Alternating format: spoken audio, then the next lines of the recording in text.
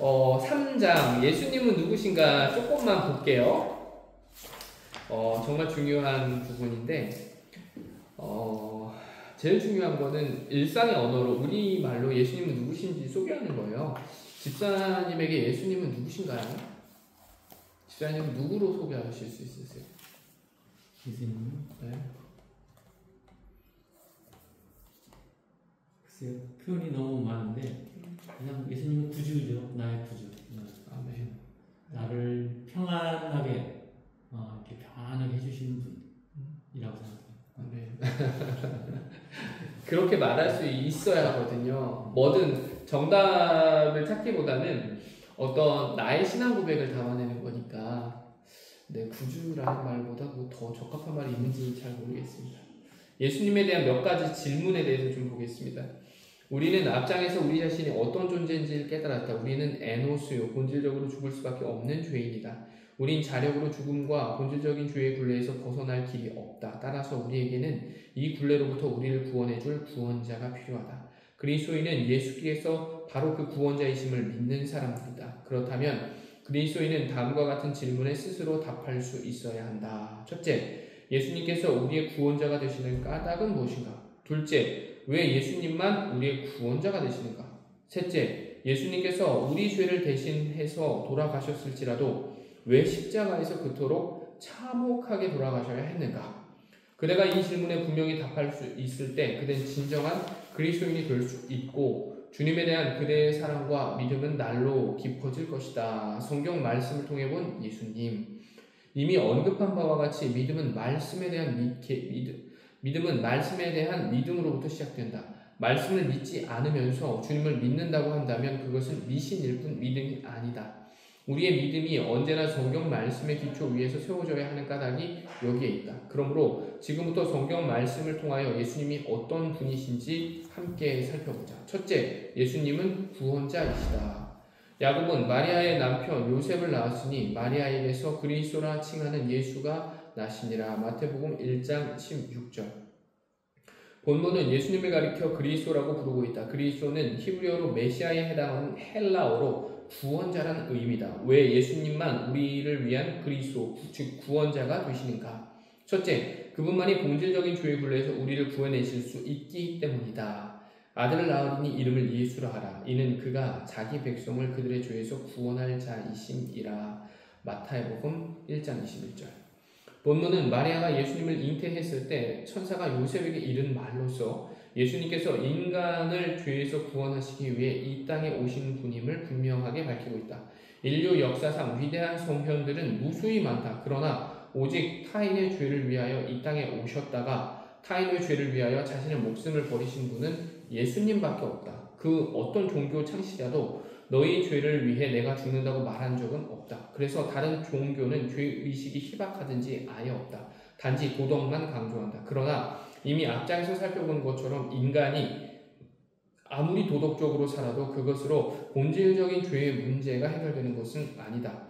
예수님께서는 십자가 위에서 당신 자신을 제물 삼아 우리의 죄값을 치러주심으로 우리의 힘으로는 결코 벗어날 수 없는 이 본질적인 죄의 굴레를 끊어주셨다. 예수님께서는 이 일을 위해 오셨고 십자가를 통해 이 일을 이루셨다. 그래서 그분만이 우리를 죄에서 구해내는 구원자가 되신다. 둘째, 예수님만 하나님께서 인정하신 속죄양이기 때문이다. 사형수 아들을 가진 아버지가 있다고 하자. 젊은 나이에 죽어야 할 아들을 살리기 위해 아버지가 대신 죽기로 했다. 그래서 그가 내 아들의 죄값을 내가 치르니 내 아들을 살려달라에 달라는 탄원서를 관계기관에 보낸 뒤 스스로 목숨을 끊었다 치자. 그것은 참으로 가슴 뭉클한 부정일 순 있다. 하지만 그가 자식을 위해 자기 목숨을 수백 번 끊는다 해도 자식의 죄가 탕감되거나 벗겨지진 않는다. 그는 법이 인정하는 속죄양이 아닐 뿐더러 대한민국 법은 속죄양을 용납하지도 않는다. 이처럼 누군가가 우리를 향해 내가 너희 죄를 지고 죽는다고 외치며 죽는다 한들 그가 우리의 구원자가 될 순 없다. 그는 하나님께서 인정하신 속죄양이 아니므로 우리의 죄값을 대신 치를 능력도 자격도 없기 때문이다. 그러나 요한복음 1장 29절은 다음과 같이 증거하고 있다. 이튿날 요한이 예수께서 자기에게 나아오심을 보고 이르되 보라 세상 죄를 지고 가는 하나님의 어린 양이로다. 예수님은 하나님께서 인정하신 속죄의 양이었다. 그래서 그분은 십자가 위에서 내 죄값을 대신 치를 자격과 능력을 갖고 계셨고 그분으로 말미암아 나는 죄로부터 자유를 얻게 되었다. 세상 죄를 지게끔 하나님으로부터 인정받은 어린 양 예수 오직 그분만이 우리의 구원자 되신다. 둘째, 예수님은 부활자이시다. 예수님께서 이르시되 나는 부활이요 생명이니 나를 믿는 자는 죽어도 살겠고 무릇 나를 믿는 자는 살아서 나를 믿는 자는 영원히 죽지 아니하리니 이것을 내가 믿느냐. 요한복음 11장 25절 26절. 본문은 예수님께서 영원한 부활자이심을 밝혀주고 있다. 예수님께서 우리의 죄값을 치르기 위해 십자가에서 돌아가셨지만 그러나 그것은 끝이 아니었다. 오히려 새로운 시작이었다. 돌아가신 지 사흘째 되는 날 예수님께서 죽음을 깨뜨리시고 다시 살아나심으로 영원한 부활자가 되신 것이다. 예수님께서 영원한 부활자이시라는 사실이 왜 중요한가? 첫째, 예수님께서 영원한 부활자가 되셨기에 우린 영원한 부활, 영원한 구원, 영원한 생명이 주어졌다. 예수님께서 십자가에서 우리 죄값을 치르고 돌아가셨다 할지라도 그것으로 모든 것이 끝나버렸더라면 예수님의 구원은 고작 이 땅에 국한된 구원에 불과하고 말았을 것이다. 그 경우 죄와 더불어 우리의 또 다른 근본 문제인 죽음의 문제는 해결될 수 없다. 그러나 주님께서 죽음을 깨뜨리고 영원히 부활하심으로 그 문제도 간단히 해결되었다. 우리는 모두 부활하신 예수 그리스도 안에서 영원한 생명, 영원한 구원을 얻게 되었기 때문이다. 요한복음 3장 16절이 다음과 같이 증거하는 이유가 여기에 있다. 하나님이 세상을 이처럼 사랑하사 독생자를 주셨으니 이는 그를 믿는 자마다 멸망하지 않고 영생을 얻게 하려 하심이라. 둘째, 예수님께서 영원한 부활자가 되셨기에 그분의 말씀은 지금도 살아있고 앞으로도 영원히 유효하다. 사람이 죽으면 그와 동시에 그의 말은 효력을 상실한다. 만약 예수님께서 부활하지 못하셨더라면 2000년 전에 지구 반대편에서 죽어버린 인간의 말을 21세기에 진입한 우리가 믿어야 할 까닭이 없다. 그러나 예수님께서 부활하셨기에 지금도 그리고 영원토록 그분의 말씀은 우리를 고치고 살리시는 생명의 말씀이 된다. 그렇다면 예수님께서 부활하셨다는 증거는 무엇인가? 그분의 이름으로 수많은 사람들이 오늘도 새 생명을 얻고 있다는 것. 이것이 부활의 첫 번째 증거다. 그분이 부활하지 못하셨더라면 성경에 증언하는 생명의 역사들이 오늘까지 그분의 이름으로 일어나진 못하리라. 오늘도 세계 도처에서 수많은 사람들이 그분의 말씀 안에서 새로운 생명을 얻고 새로운 삶을 살고 있다. 고백하거니와 그분이 아니었던들 나는 아직도 밤거리의 탕화로 살아가고 있을 것이다. 그분의 말씀과 그분의 손길에 의해 오늘도 내가 새롭게 빚어져 가고 있다는 것은 주님의 부활의 확실한 증거다. 그러나 이것만으로는 안 된다.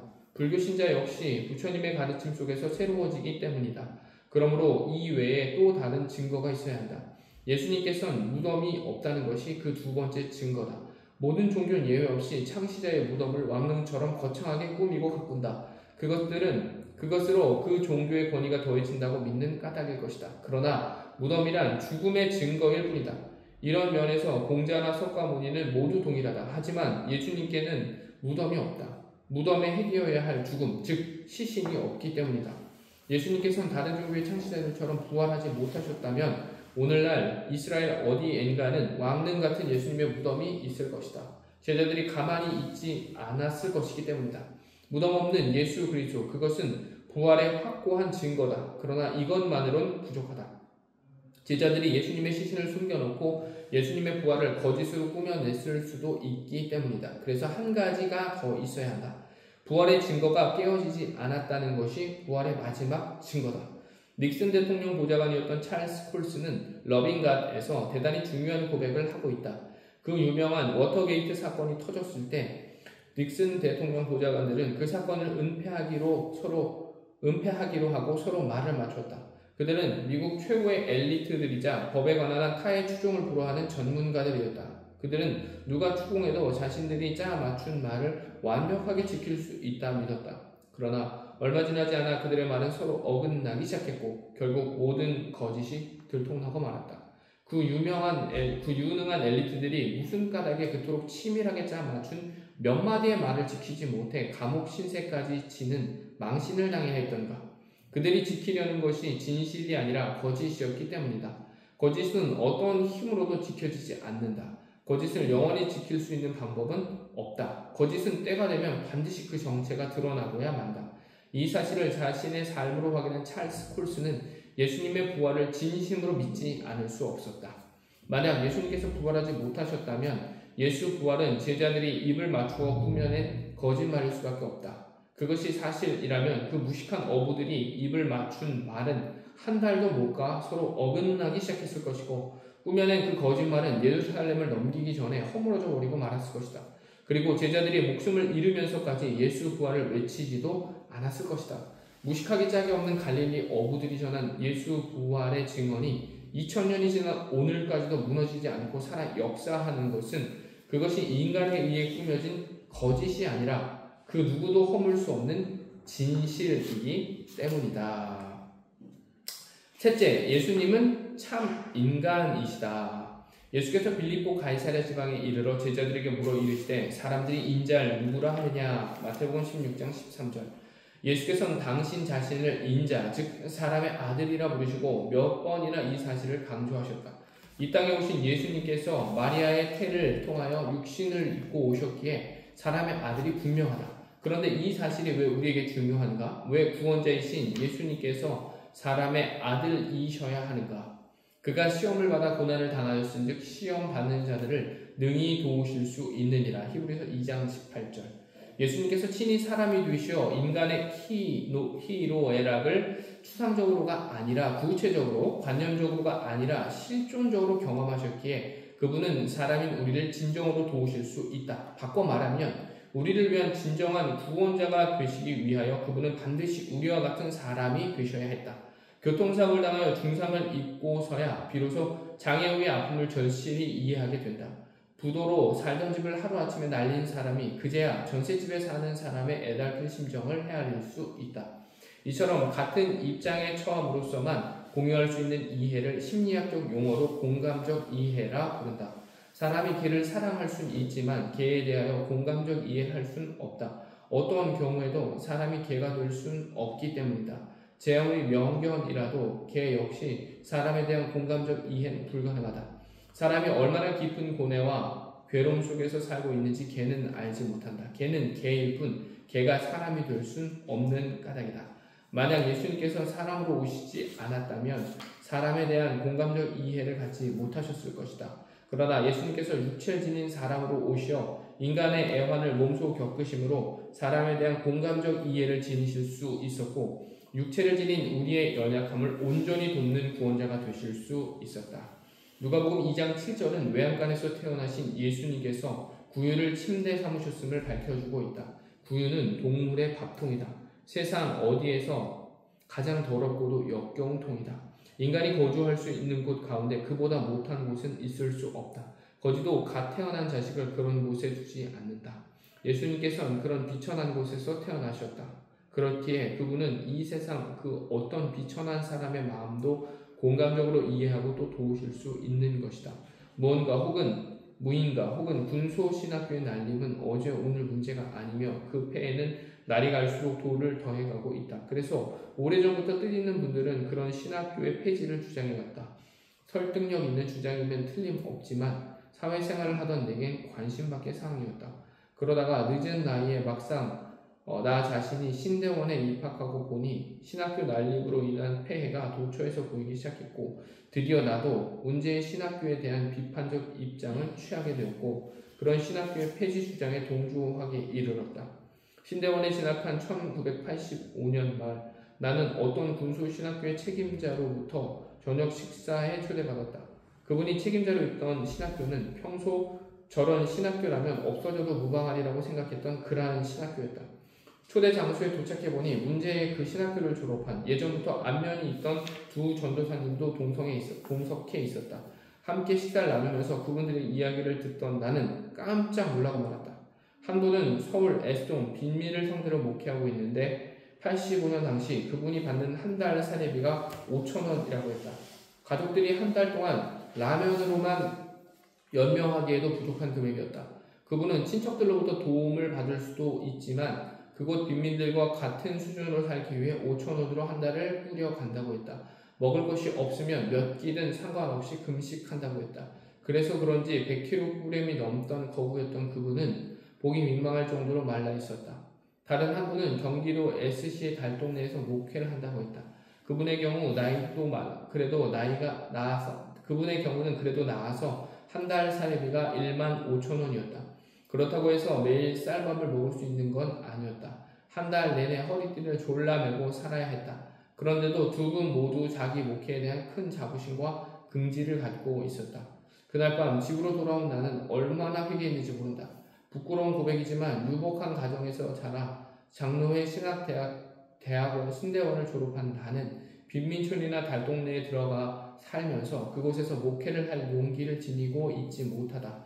만에 하나라도 용기를 내어 그렇게 한다고 해도 그곳에 사는 사람들이 내 말과 생각을 이해하지 못할 것이다. 그들과 내가 살아온 세계가 전혀 다르기 때문이다. 그러므로 그곳 사람들을 위한 목회자는 그들 가운데 나와야 한다. 같은 말, 같은 문화, 같은 사고를 가진 사람이어야 공감적 이해가 가능할 것이고 그래야만 그들에게 참된 도움을 줄 수 있을 것이다. 그렇다면 불행하게도 빈민촌에서 태어나 단지 돈이 없다는 이유만으로 필요한 학력을 갖추지 못한 사람도 입학할 수 있는 신학교가 있어야 하지 않겠는가? 정규대학의 졸업장을 지니지 못한 사람도 참된 신앙의 목회자가 될 수 있는 길은 있어야 하지 않겠는가? 세상에서 똑똑하고 잘난 사람만 가는 신학교가 아니라 좀 부족한 사람도 들어갈 수 있는 신학교도 있어야 하지 않겠는가? 그런 길을 봉쇄해버린다는 것은 소외 계층과 소외 지역을 포기하는 것을 의미하진 않는가? 실제로 이름 있는 신학교를 졸업한 목회자 가운데 한평생 달동네나 빈민촌에서 목회를 하고 있는 사람은 나 자신은 말할 것도 없고 손에 손꼽을 정도에 지나지 않는다. 나는 그 해가 끝나는 마지막 시간인 1985년 12월 31일 밤 12시 S동에 있는 그 전도사님의 교회를 찾아가 송구 영신 예배를 드렸다. 회개의 표시였다. 그리고 그날 이후 무인가 신학교나 군수 신학교에 대하여 함부로 말하지 않는다. 그것을 통해서도 신실한 주님의 종이 배출될 수 있음을 내 눈으로 확인하였기 때문이다. 그래서 나는 달동네나 빈민촌에서 사는 사람들에 대한 진정한 공감적 이해를 지닐 수 없다. 그래서 그들에 대한 나의 도움은 늘 피상적일 수밖에 없다. 그러나 예수님께서는 달동네나 빈민촌보다 더 못한 곳에 거하는 사람이라도 그 마음을 온전히 읽고 도우실 수 있다. 그분은 이 세상에서 가장 낮고 비천한 구유에서 태어나셨기 때문이다.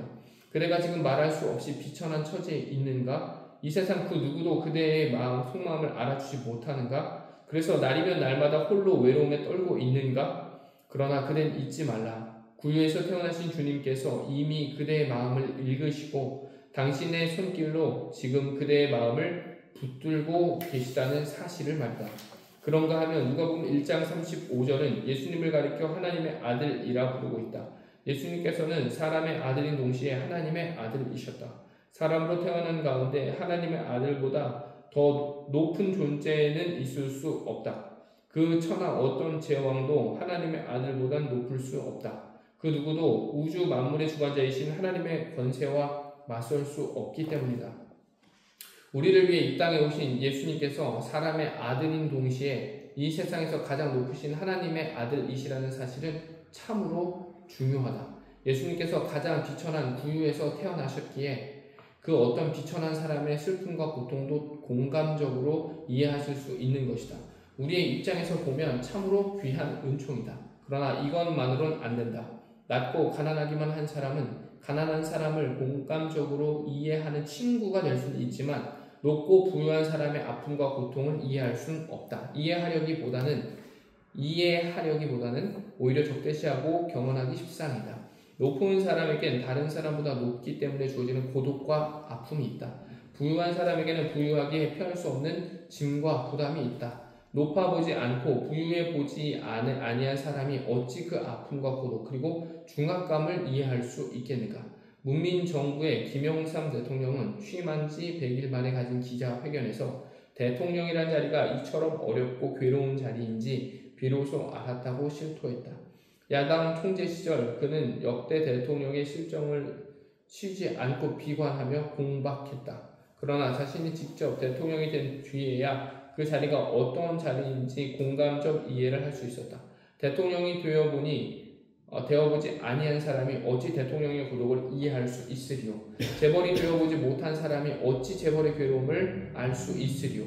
한 번도 사장이 되어보지 못한 사람, 매달 어김없이 봉급을 받기만 한 사람이 직원들에게 봉급을 주기 위해 자기 집 문서를 저당 잡히는 사장의 아픔을 어찌 읽을 수 있으리요. 전혀 불가능한 일이다. 그러나 예수님께서는 이 세상 그 어떤 높은 사람의 속마음도 공감적으로 읽고 이해하신다. 그 모든 고독과 아픔을 속속들이 아신다. 그분은 이 세상에서 가장 높으신 하나님의 아들이시기 때문이다. 그래서 예수님 주위에는 낮고 천한 사람만 있었던 건 아니다. 백부장과 같은 로마 장교가 있었는가 하면 니고데모처럼 사내들인 의회 의원도 있었고 아리마대 지방의 거부 요셉도 있었다. 어디 그뿐인가? 예수님의 복음을 해석하고 정리하며 신약 성경을 가능케 하는 사람은 엘리트 중에 엘리트의 바울이었다. 예수님께서는 하나님의 아들이셨기에 그분은 놀랍고 부유하신 똑똑한 사람도 온전히 돕고 구원하실 수 있었다. 이처럼 예수님께서 가장 낮고 비천한 부유에서 사람의 아들로 태어나셨을 뿐 아니라 동시에 가장 높으신 하나님의 아들이시기에 그분이 낮고 높은 사람을 차별 없이 공감적으로 이해하고 도우실 수 있음은 물론이요 모든 사람을 당신 안에서 온전히 통합하실 수 있다. 예수 그리스도 안에서 낮은 사람과 높은 사람, 가난한 사람과 부유한 사람, 잘난 사람과 모자라는 사람, 그 모두가 한 형제 자매로 한데 어울릴 수 있는 이유가 여기 있다. 그대가 높은 지위에 있음으로 인해 남보다 조금 더 부유한 까닭에 피할 수 없는 고통과 아픔을 중압감으로 괴로워하고 있는가? 그렇다면 지금 그대의 눈을 들어보라. 이 세상 그 누구보다도 더 높으신 하나님의 아들 예수 그리스도께서 그대를 도우시려 이미 그대 앞에 서 계시지 않는가? 얼마 안 남은 것 같긴 한데 시간이 좀 다르죠. 잠깐만요. 볼게요. 오늘 여기까지만 해야 되겠네요. 네 번째, 예수님은 참 하나님이시다는 다음 시간에 이어서 하겠습니다. 예수님에 대해서 지금 이야기를 지금 계속 좀 살펴봤어요. 혹시 예수님에 대한 부분에서 좀 기억에 남는 부분 있으세요? 네, 참 인간이시다, 부활자시다, 구원자시다, 요걸 기준으로 쭉 봤는데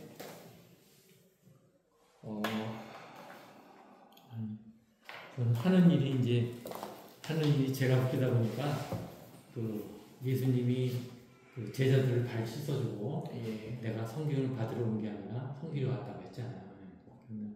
저는 항상 그게 마음에 와닿아요. 제가 뭐 얼마나 이제 건강하게 사는 게 얼마인지 모르잖아요. 그 남은 거를 최대한 하려고 하는데 엊그제도 명절날도 추석 명절날도 오전에 쉬고 음식 해가지고 그 기초생활수급자 혼자 사시는 분 가서 떡하고 이렇게 해서 해드리고 또 소변통 비워드리고 이렇게 청소해주고 또 그런 게 즐거워요. 또 어젠가 그저께 또 이거는 이 집은 못 사는 집은 아닌데 현재는 엄청 어려워요. 왜냐면 부인이 73년생이고 우리 후배예요. 적어도 그러니까 지금 67년생에 나와서 한참 10년 후배인데 67년인데 퇴직하고 군포지사 군포지사 지사장 하다가 퇴직했어요. 했는데 부인이 치매가 걸려요. 아이고. 치매 중증이야. 아니 몇 년생이시라고요? 부인이 73년생 정도 돼요. 73년이요? 네. 치매 중증이면 벌써 치매 진단 받은 지 최소한 7, 8년 된 거예요. 그렇게 빨리? 그래갖고 몸은 멀쩡해요. 아예 몸이 불편하면 좀 나은데 몸이 멀쩡하고 돌아다니면서 그럼 의심 증상이 있고 음식은 전혀 못하고 판단력이 없는 거죠. 확인을 잘 안 되고 그리고 뭐 자기가 없으면 언제든지 뭐 밖으로 떨어질 수도 있는 거고 불안하니까 이 친구가 이제 정년퇴직하고 하면은 그래도 소득이 좀 있어야 되잖아요. 애들이 또 어려. 애들이 셋인데 막내가 늦게 나고 지금 막내가 지금 이번에 고3이에요. 이번에 한번 수능 볼 거야. 그러니까 돈은 없지. 애들한테 나가는 돈이 있지. 그 첫째하고 둘째는 지금 첫째는 대학교 졸업반, 둘째는 대학교 뭐 2학년 이러고 딸인데 막내가 아들이 너무 어려운 거예요. 근데 이제 그래서 내가 부인 꿈은 배우자를 등급 받아라. 그래서 이제 등급 받아서 그 친구가 요양원생활 좀 땄어요. 어차피 집에서 케어해야 되니까. 그렇죠. 그러니까 그 친구는 또 답답하니까 담배를 못 끊는 거예요. 그래서 이제 담배 피러 나가는 한 20분, 30분 정도는 빌 수 있는데 어디 나가서 그 요양일을 몇 시간이나 할 수는 없는 거지. 집에서만 있고. 그러니까 또 음식도 얘가 다 해야 돼. 이 친구가. 네. 여러 가지로 진짜 얼마나 힘드네요. 진짜. 그래서 내가 도대체 그러면은 반찬 같은 거 좀 뭐 그 후배가 한다고 해도 누가 좀 도와주는 데 있냐 했더니 교회를 다니고 있었으니까 교회에서 조금 이게 반찬 같은 거 좀 도와주는데 이제 크게 뭐 이제 그런 거 안 되고. 그러네요.